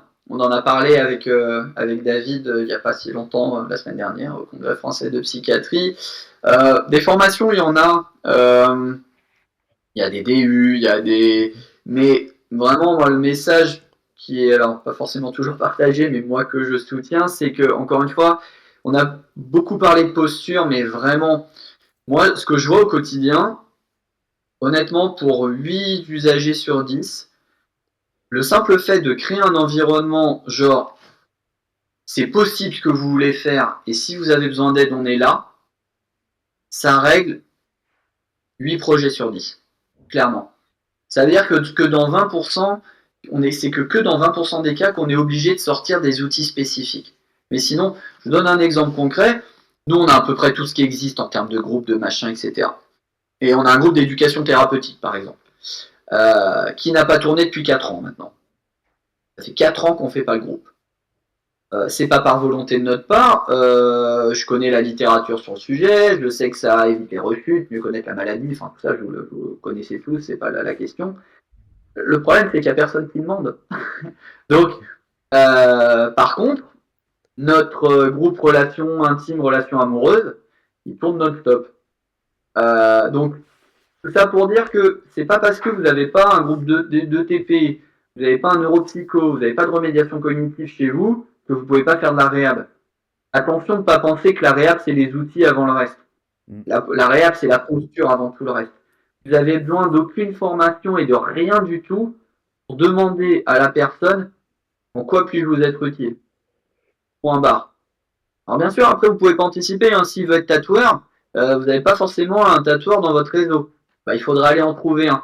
Mais vraiment, les outils, le réseau, moi je le vois, on les a au début, on savait pas quand c'était un hôpital de jour, moi que j'ai récupéré, qu'on a changé, du jour au lendemain on a tout arrêté. Tous les groupes, tout ce qu'on faisait. Point médiation, qu'on appelait hôpital de jour classique. Et on m'a demandé ce qu'on va faire. Je fais, on va attendre de voir qu'attendent les gens de nous, en fait. Et finalement, les gens, ils attendent de nous, généralement des choses de leur classe d'âge. Nous, on avait 25 ans de moyenne d'âge. Les gens, ils voulaient un appart, une formation et une vie sociale et amoureuse. Donc, on s'est concentré là-dessus. Ça ne veut pas dire qu'on n'a pas des outils pour tout le reste, mais à un moment, ce qui fera vos outils et ce qui fera le réseau, c'est les demandes des gens. Donc, commencez par ça. Moi, je vois un nombre de centres de réhab immense où il y a des milliers d'évals, des milliers d'échelles, mais il manque un truc. Et Mathieu a commencé pour ça. On ne sait pas pourquoi la personne est venue. On ne sait pas ce qu'elle attend de nous. C'est pas possible. Et ça, il n'y a besoin d'aucune formation pour le faire. En formation, vous apprendrez les outils. Mais faites attention, encore une fois, un outil, c'est pas parce qu'on l'a qu'il faut s'en servir. Et un outil, c'est pas parce qu'il est bon qu'il est bon tout le temps. Il est bon que s'il fait sens pour la personne et s'il est reproductible dans la vraie vie. En fait, un outil qui est derrière les murs de l'hôpital, en but précis pour un projet précis de la personne, bah, c'est pas reproductible en fait. Alors si vous êtes sympa là, et la personne elle viendra faire votre groupe, ça servira à rien. Donc déjà, la base, être accessible facilement, être accessible rapidement, enfin dans la temporalité de la personne, et qu'est-ce qu'on peut faire pour vous. Si vous faites ça, vous faites déjà à 90% de la réhab selon moi. Après tout le reste, on applique, c'est du sur-mesure pour trouver le bon outil, valider, etc., etc. Mais voilà, pas les outils avant la posture, vraiment, s'il fallait retenir que ça, moi je pense que c'est ça. Surtout que c'est un frein monumental parce que si tu penses par les outils, tu disais tout à l'heure par exemple, qu'on en parlait souvent, pourquoi l'évaluation neuropsy pour tout le monde? Alors que tout le monde n'en a pas besoin, tout le monde ne le demande pas. Et en fait, si on réfléchit que par les outils, derrière c'est ok, bah du coup tout le monde doit passer par un bilan neuropsy, un bilan infirmier, les échelles de machin, le truc, l'évaluation de trucs, etc. Du coup, tu te retrouves avec 25 heures d'évaluation et bah, on n'a pas le temps de voir les gens parce qu'on est pris, mais on est pris parce qu'on voit tout le monde pareil alors que tout le monde n'en a pas du tout besoin et on bloque des équipes et on fait comme si on n'avait pas assez de professionnels alors que bah, si on répartissait un peu mieux ce qu'on utilise pour quelle personne, bah, on serait beaucoup plus pertinent, beaucoup plus efficace. Donc finalement, en soi, ça serait plutôt des bons arguments de mettre les outils après. C'est s'il y a besoin, à un moment, parce que la personne le sollicite et parce que c'est ce qu'elle souhaite dans son parcours et c'est ce qui serait pertinent. Nous on nous demande souvent comment vous faites pour pas avoir de délai d'attente. Mm. On n'a pas plus de moyens que les autres, on s'est juste organisé pour en fait. Oui, c'est ça. Il faut faire des choix d'organisation. Et c'est sûr qu'effectivement, on ne se rend pas compte à quel point nos organisations sont un frein à tout ce qu'on veut faire. C'est terrible. Et comme tu disais très bien, imaginez, en moyenne, honnêtement, de tous les centres que je connais, en moyenne, les gens, tous les centres de réhab à l'heure actuelle, ils ont 3, 4, 5, 6 mois d'attente. Vous attendez 3 mois, allez, admettons au mieux, pour votre projet. Vous arrivez, on vous dit déjà, il y en a pour 3 semaines d'évaluation. Mhm. Mais évaluer quoi? En plus, évaluer quoi? Parce que c'est toujours pareil, moi on me fait marrer. Évaluer quoi? Normalement, le rétablissement, et la littérature le dit, hein, le rétablissement médical et le rétablissement personnel sont très peu corrélés. En langage courant, ça veut dire qu'en gros, on peut avoir des symptômes et très bien vivre sa vie et s'épanouir dans ses projets.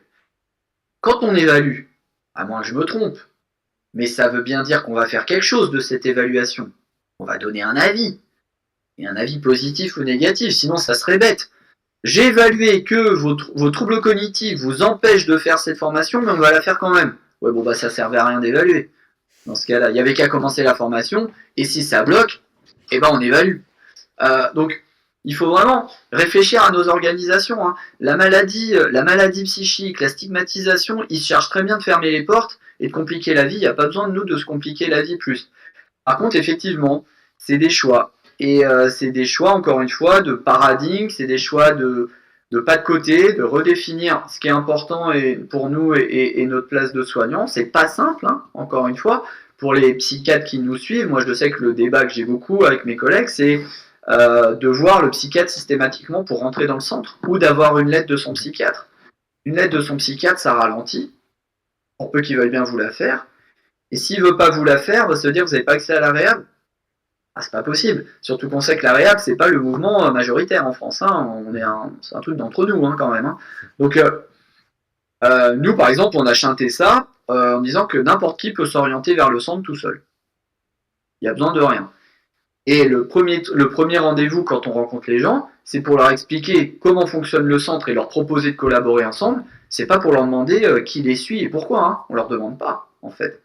Parce que ça n'a pas d'intérêt à ce moment-là. L'intérêt, c'est qu'est-ce qu'on peut faire pour vous. Donc, mais ça, je l'entends, hein, c'est compliqué parce que du coup, ça revient à se dire, ok, mais moi, je sers à quoi en tant que psychiatre? Il y a même des gens qui voient, pour la première fois, on m'a dit que je faisais de l'antipsychiatrie. Alors que je suis psychiatre. Enfin, je fais de l'anti, moi, du coup. Mais c'est un peu trop facile de nommer antipsychiatrie tout ce qui met en avant d'autres façons de faire, en fait, je trouve. Donc, mais voilà, ça questionne. Évidemment que les demandes des gens changent de plus en plus. À nous de nous adapter, on va être encore utile. Moi, je dis souvent, donner un traitement à une personne, c'est 1/10 du boulot. Donc si on fait que ça, on n'est qu'1/10 de soignant. On a le droit de vouloir qu'être qu'1/10 de soignant, mais pas très épanouissant. Effectivement. Peut-être une dernière remarque qu'on a dans le chat, je me permets, puisqu'on arrive vers 20h30, le temps passe Ouais. à une vitesse. Si ça te convient de prendre une dernière remarque et après de clore tranquillement. On aura peut-être d'autres occasions d'échanger, Allez. hein, l'avenir n'est pas tout tracé. Donc on a justement El Gringo du 06, donc, qui est psychiatre, hein, je me souviens, qui dit, vous l'avez peut-être déjà abordé, mais quand les services réhab et la plupart des outils sont architecturalement en intra-hospitalier, bah, comment on fait?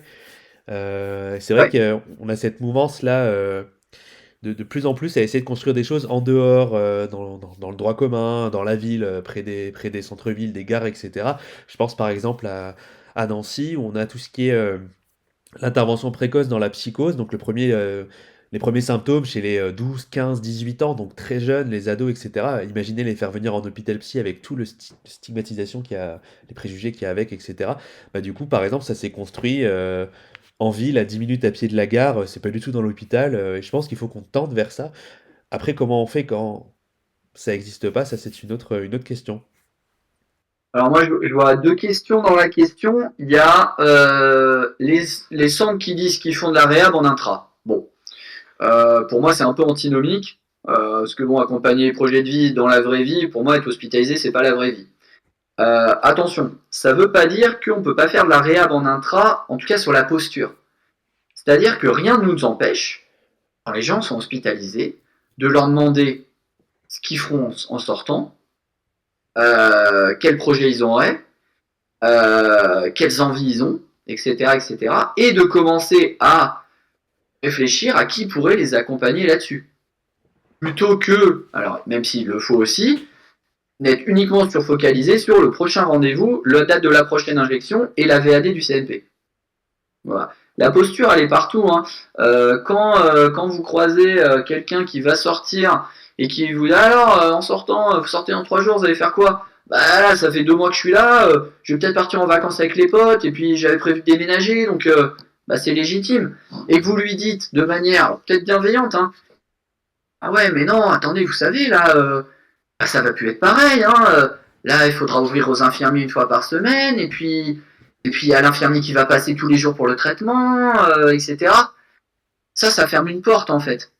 La personne, elle aura pas envie de rediscuter avec vous. Donc la posture réa, moi je le dis souvent, hein, quand je vais faire des certificats de 24 heures ou de 72 heures en intra, j'ai les mêmes types d'entretien que quand je suis dehors dans le centre de réhab en fait. Là, vraiment la posture, etc. Après, évidemment, accompagner la personne sur un projet pro, par exemple, alors qu'elle est dedans, c'est plutôt compliqué, surtout que même pour se projeter, en fait. Compliqué de se projeter dehors quand on est dedans et qu'on ne sait pas quand est-ce qu'on va sortir. Hein. Donc ça, c'est un premier point, mais la posture en intra, orientée rétablissement personnel, moi j'y crois, clairement. Hein, ça, c'est dans tous les détails, dans toute la manière de faire, l'emploi en main de tout, enfin, partout. Pour ce qui est des lieux de réhab qui sont dans le cadre de l'hôpital, mais qui sont de l'extra-hospitalier, mais dedans, c'est le cas de mon centre, par exemple. Nous, on est juste à côté du service fermé, donc comme ça, on est au top. C'est bien simple. Pareil, on s'organise. Nous, au centre, vous pouvez collaborer avec le centre sans jamais y venir, concrètement. Ça veut dire que nous, en fait, notre centre, c'est notre QG pour 2-3 trucs, groupe ou quoi que ce soit, mais que par contre, derrière, ben, on peut rencontrer l'usager, les case managers rencontrent les personnes où elles veulent. Dans un café, dans un parc, chez eux, là où ils veulent en fait. Encore une fois, il faut faciliter nos accès et effectivement, tout ce qui se trouve dedans de l'hôpital, il ne faut pas se couper des gens qui, de principe, pourraient accepter de l'aide, mais comme c'est dans l'hôpital, ça leur rappelle parfois des mauvais souvenirs, c'est aussi stigmatisant, on n'a pas envie d'être vu en rentrant dans l'hôpital psychiatrique, etc. Donc je pense qu'il faut pouvoir se permettre d'être très mobile, et je pense que, et de toute façon, ça colle à ce qu'on propose, parce que nous on leur dit souvent, la vraie vie c'est en dehors des murs de l'hôpital, qu'il soit de jour ou en intra, en fait. Donc je pense qu'il faut pouvoir vraiment proposer ça. Et nous, demain, si tu viens visiter le centre, je crois qu'on a, je sais pas, 130 usagers en ce moment en file active. Tu vas visiter le centre, il est vide, en fait, parce que tous les case managers sont dehors. Donc, voilà, un peu. Et là, je peux pas lire les autres commentaires parce que moi, j'ai pas accès. Effectivement. Heureusement, ouais.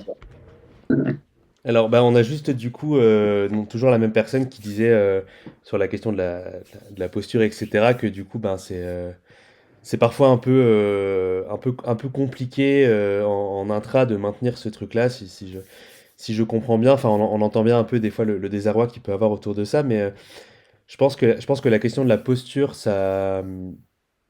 c'est peut-être ça qu'il faut retenir de l'échange qu'on a ici, là. Tout le monde peut s'en saisir, quel que soit le milieu, quel que soit l'endroit, quelle que soit sa profession, son expérience. La posture, c'est quoi être réhab? C'est quoi la philosophie de la réhab et comment je fais pour appliquer ça dans le quotidien avec les personnes? Et pour ça, bah, j'ai pas besoin d'outils, j'ai pas besoin de moyens, j'ai besoin de moi avoir la posture de la réhab. J'ai essayé de sortir une belle phrase comme ça, c'est improvisé, hein. Ça me. Belle conclusion. Nous, en tout cas, El Gringo nous remercie remercie pour l'invitation. Euh, ouais, je vous propose peut-être de tranquillement conclure, parce il est 20h30, là, du coup, ça fait 1h30 qu'on a fait la deuxième relance de live. On aura peut-être d'autres occasions, si ça vous parle. Là, je regarde, on est encore plus de 20 personnes, hein. D'habitude, pour les lives, on est un peu moins, puis là, vous êtes très dans l'interaction, c'est cool.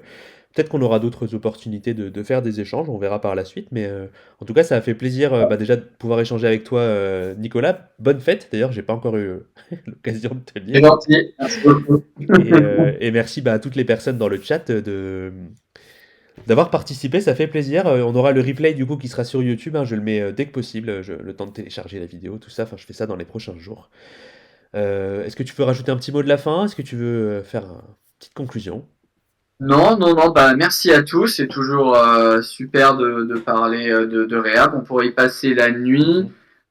Si Mathieu a cité le livre, mais voilà, si vous avez besoin de pistes, notamment pour faire de la réhab pratico-pratique, bah, le livre est une bonne aide. Et puis pour ceux qui savent peut-être pas, il y a le compte Insta aussi de Soyez Réhab, où je mets régulièrement de l'infographie, ou en ce moment une nouvelle formule là, qui nous aide à lutter contre nos pensées limitantes pour avoir plutôt des pensées militantes. Donc n'hésitez pas, c'est le compte Insta Soyez Réhab. Voilà, ça permet aussi d'avoir accès à de l'info, toujours assez pratico-pratique et pas vraiment théorique, parce que étant très nul en théorie de la réhab et surtout pas formé, plutôt dans pratico-pratique. Et puis, bah, n'hésitez pas à suivre du coup l'association Raptor Neuropsy, s'il y en a qui connaissent pas, là vous êtes sur notre Twitch. Donc on existe depuis 4 ans maintenant, et donc sur raptorneuropsy.com et notre chaîne YouTube, comme j'en parlais, vous avez plein. Il doit y avoir 100, 200, 300 contenus sur bah, les troubles psy, la réhab, le rétablissement, la neuro, les apprentissages, le développement, les nouvelles technologies en santé mentale, enfin voilà, il y a plein de choses. Et du coup, bah, puisque tu fais ta petite pub, je me permets ma petite pub à moi. Oui, si tu l'avais pas fait, je l'aurais fait. Donc ce lundi, j'ai sorti mon premier ouvrage psycho, donc jeux vidéo et santé mentale. Là, ça s'affiche malheureusement en miroir. Et l'idée, c'est d'avoir un ouvrage qui soit accessible pour les professionnels de santé, les parents, les curieuses et les curieux, les accompagnants de plein de social, médico-social, etc. Avec un langage très accessible et qui permet de dire comment est-ce qu'on peut faire un usage bénéfique, positif des jeux vidéo avec la santé mentale.